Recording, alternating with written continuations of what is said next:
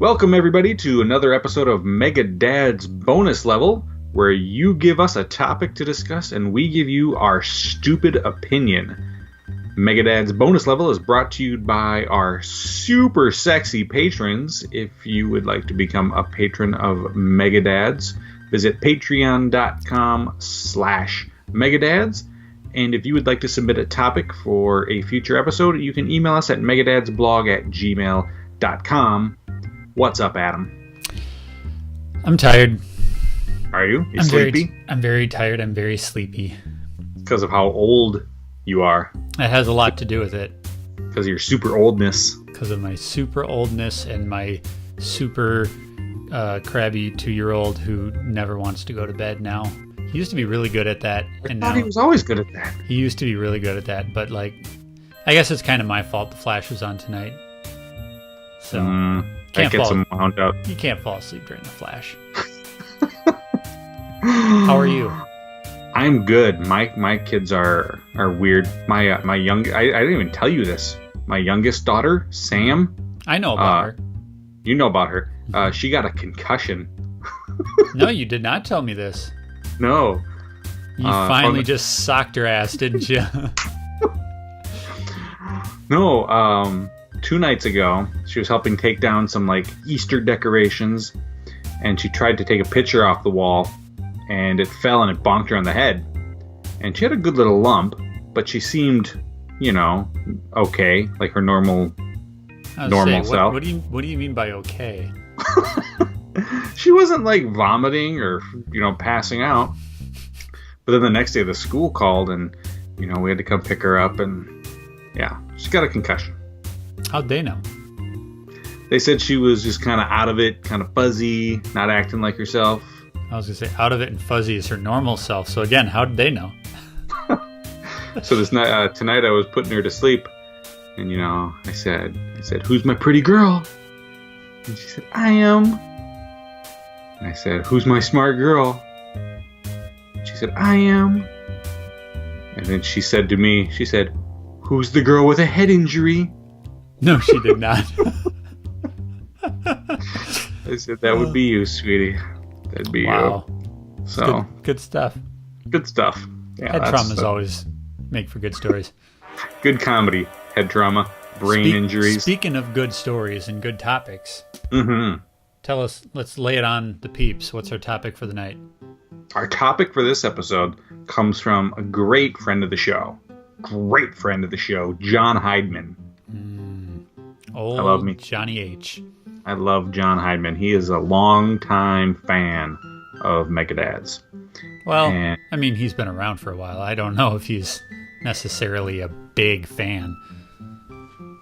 Yeah. He hasn't left yet. No, he's sticking around. So we set the bar just about there. Right there. Yeah, right there. Right there. Yeah, right about there. So he asked... His topic is... Did you forget? For a little bit. Who's got a brain injury? He asked what?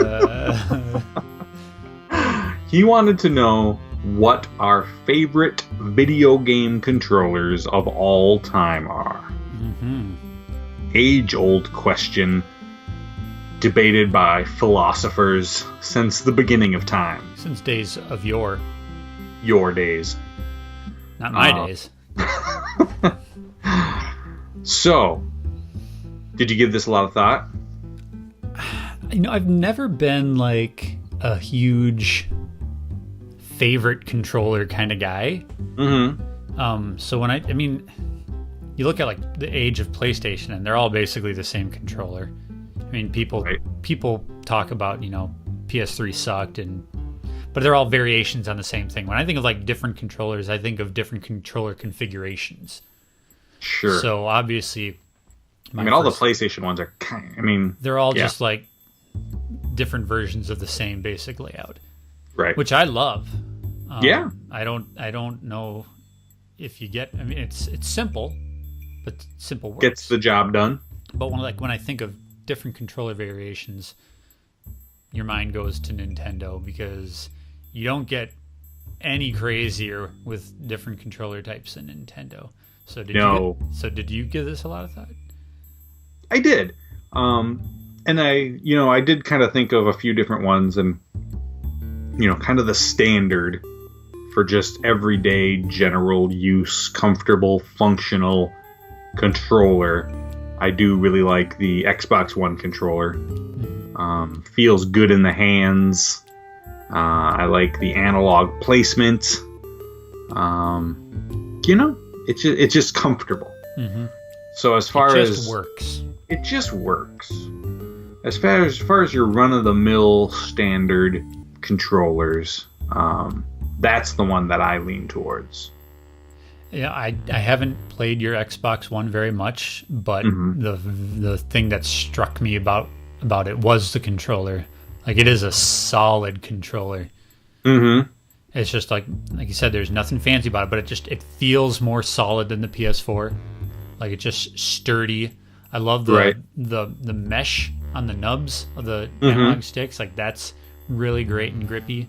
I really like the Xbox One controller too.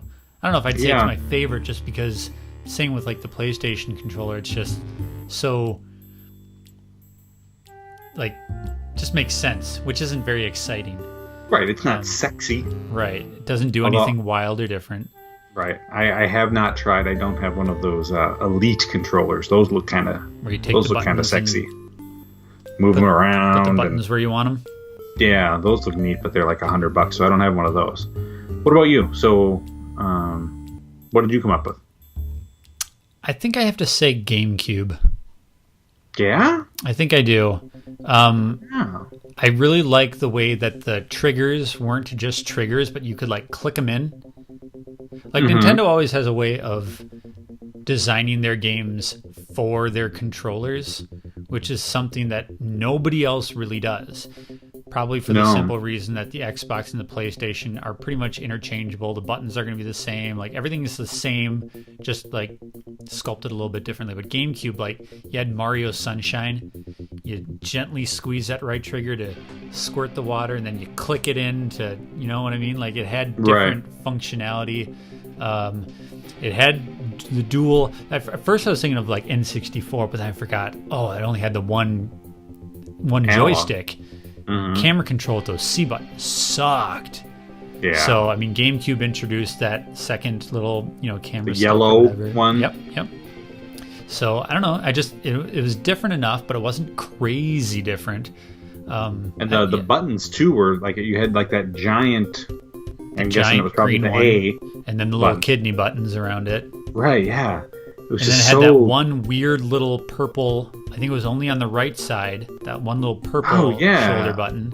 So it was weird and it was wild, but it wasn't radically removed from what you were familiar with, I guess. So I went with GameCube. Oh yeah, that was such a weird. I mean, like you said, it didn't feel odd holding it, but just like looking at it, you're like, what is this thing? Yeah, which is like all Nintendo systems. That's like one of the most exciting things about new Nintendo hardware is, what the hell is their controller going to be? Controllers are almost always more exciting than the actual console themselves. I mean, aside from, say, NES to Super Nintendo, I mean, that was as similar a step as they've ever had. Everything else since has been pretty radical. Yeah. Wow. I also came up with, I mean, do you have any like weird peripheral choices? Well, I can say definitely not the Power Glove. Remember that thing? Yeah. That didn't work worth a turd. No. I like the Super Scope 6. That's what I was thinking about. The bazooka? Yeah. That was awesome. And it came with that little cartridge that had like 6 mini games on it. Yep. I loved Super Scope 6. I still have the Super Scope 6. And I really liked when Nintendo had the mouse pad with Mario Paint. That was awesome too. Yeah. They don't make good supplemental like accessories anymore. No. Not unless they're like game specific, like Rock Band or something. Right. That's the only thing that's really been close since then. But yeah, Nintendo is definitely the leader in wild ass controllers, which is probably why they have such a bitch of a time, like backwards compatible all their catalog, because like every system, there's stuff that's tailor made to that controller, unless they are forward thinking with their controllers. You know, like you look at like Mario Maker, right? Can't play that on Switch, not unless you radically alter it. You look at Splatoon. Splatoon 2 is having to rethink the way that plays because they don't have the gamepad. Yeah. So it's a good and a bad thing, I guess. Right. Well, awesome. Yeah. Thank you, John Heidman, for that topic. Yeah, John. I think that's gonna do it for this episode of Megadad's Bonus Level. Once again, if you want to send in a topic for us to cover on a future episode, email us at megadadsblog@gmail.com. And you can support the show by visiting patreon.com/megadads.